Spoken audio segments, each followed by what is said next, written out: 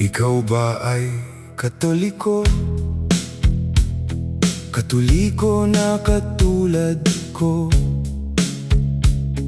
Tayo'y magkaisa't ipagtanggol ang pananampalataya. Ating pupurihin at sasambahin ang Panginoong Jesus, ang Panginoong may likha ng Iglesiyang Katoliko. Mula noon hanggang ngayon, ang Iglesyang Katoliko nanatiling buhay sa buong mundo. Walang sino mang makakapigil at di ito matitinag kahit sa harap ng matinding pag-uusig. Dumami na ang naging mga santo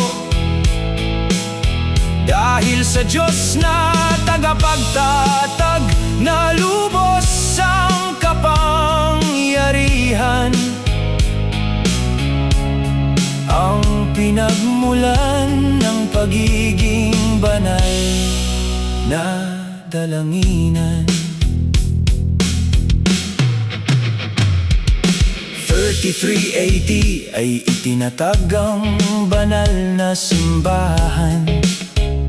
Si San Pedro ang pinagkakatiwalaan ng susi sa kaharian, ang unang pangulo sa Iglesiyang Katoliko.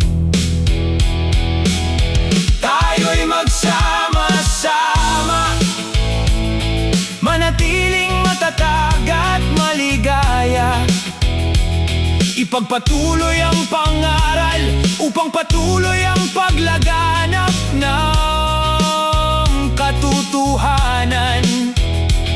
Panatilihin ang kabutihan upang makamit ang kaluwalhatian. Tayo'y magkaisa sa pagsamba sa Kanya.